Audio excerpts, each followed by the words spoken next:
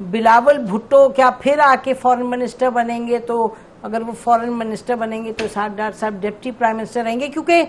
اسحاق ڈار صاحب seems to be an important person Nawaz Sharif صاحب کے حوالے سے اور پارٹی کے، لیکن کہاں وہ پلیس رہیں گے؟ دیکھیے ڈار صاحب بہرحال آپ نے جو کہا کہ پاور ڈائنامکس کہہ لیں، پولیٹیکلی کہہ لیں، پی ایم ایل این کی پولیٹکس کہہ لیں، وہ ایک امپورٹنٹ شخصیت ہیں، اور ہماری جب حکومتیں بنی ہیں وہ وزارت خزانہ سنبھالتے رہے ہیں، اب ایک ڈیفرنٹ پورٹ فولیو انہیں ملا ہے، لیکن یہ نہیں کہا جا سکتا کہ اگر پیپلز پارٹی آتی ہے تو ڈار صاحب وزارت خارجہ سے فارغ ہو جائیں گے، یا کس طرح کی ری شفلنگ ہوگی یا کس طرح کی اکاموڈیشن ہوگی پیپلز پارٹی کے لیے۔ ظاہر ہے ہم مل جل کے یہ فیصلے کر لیں گے اور یہ کوئی بڑا ایشو ہمارے لیے بنے گا نہیں انشاءاللہ۔ اچھا، یہ تو مزے کی بات ہے کہ دو گورنر میجر ملے ہیں پیپلز پارٹی کو، ان کو پریزیڈنٹ ملے ہیں، ان کو چیئرمین سینٹ ملے ہیں، تو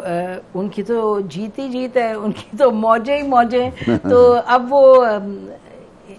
یعنی کہ بلاول بھٹو اگر آئیں گے، if he joins the government، تو بلاول بھٹو ظاہر ہے کوئی اہم عہدہ ہی لیں گے، اور لگتا ہے فورن منسٹری از ہز فیوریٹ۔ دیکھنا ہوگا، اور جہاں تک یہ ہے کہ جی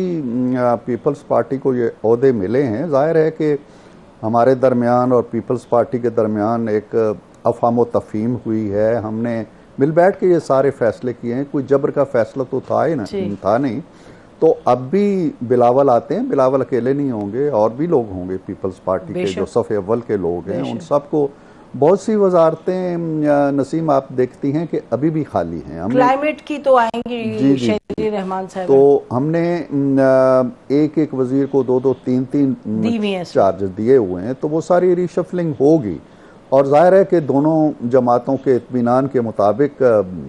معاملات طے ہو جائیں گے، مجھے نہیں لگتا کہ اس میں کوئی مشکل پیش آئے گی۔ اچھا، لیکن یہ جو خبر ہے یہ درست تھی پھر سمجھی جائے، کیونکہ جو Peoples Party P M L N کی طرف سے جو ہمیں پتہ چلا، جو اسٹیٹمنٹ آئی ہے اس میں انہوں نے کہا ہے کہ بلاول بھٹو جو ہیں وہ کہہ رہے ہیں، خیر یہ پی ایم ایل این کے ذرائع ہیں، کہ ایک تو یہ کہ جی بلاول بھٹو صاحب کی اور پرائم صاحب کی جو ملاقات ابھی حال میں ہوئی ہے اس میں یہ ڈسکس ہوا تھا، تو یہ متوقع تھا۔ دوسرا یہ کہ اب آئی تھنک اگر انہوں نے فیصلہ کر لیا پیپلز پارٹی نے، تو یہ کہا جا رہا ہے کہ ای سی سی کو بلائیں گے اور اس پہ یہ ڈسکشن ہوگی۔ دیکھیں نسیم، بڑا فیصلہ ہے یہ میرا خیال ہے کہ جو حکومت کی تشکیل ہوئی تھی اور صدارت کا منصب اور گورنر اور یہ ساری چیزیں طے ہوئی تھیں، تو اس وقت پیپلز پارٹی کا جو موقف تھا وہ یہی تھا کہ ہم وزارتیں نہیں لیں گے۔ اب وہ وزارتوں پہ اگر آ رہے ہیں اور ایک اچھا ڈیسیژن انہوں نے کیا ہے، تو میرا خیال ہے کہ بڑا میجر ڈیسیژن ہے، اور حکومت کے اندر یقیناً جسے کہتے ہیں ری شفلنگ کہہ لیں یا تبدیلیاں ہوں گی، اور نئے شاید پورٹ فولیوز تقسیم ہوں گے، اثر انڈو ہوں گے، تو صرف ہاؤس کے اندر بیٹھی ہوئی پیپلز پارٹی اور کابینہ کے اندر بیٹھی ہوئی پیپلز پارٹی میں فرق ہوتا ہے۔ اگر آپ کابینہ میں نہیں ہیں تو شراکت تو آپ کی ہاؤس کی حد تک رہتی ہے، لیکن ذمہ داریوں میں آپ تھوڑے سے الگ ہو جاتے ہیں۔ بالکل۔ تو اب اچھا ہے کہ ان کی شراکت بھی ہو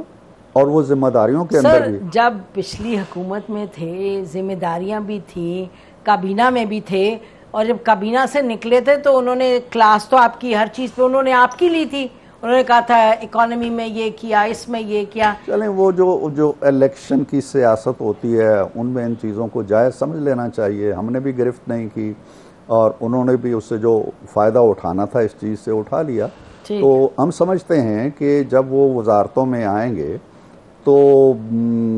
ہمارے لیے بھی آسانیاں ہوں گی فیصلہ کرنے میں، کیونکہ وہ شریک فیصلہ ہوں گے۔ اچھا، یہ دلچسپ بات کی آپ نے کہ آپ کے لیے آسانیاں ہوں گی۔ ناظرین بریک لیتے ہیں، بریک کے بعد آئیں گے and nobody better than Irfan Siddiqui صاحب اس چیز پر ڈسکشن کرنے کے لیے۔ Stay with us.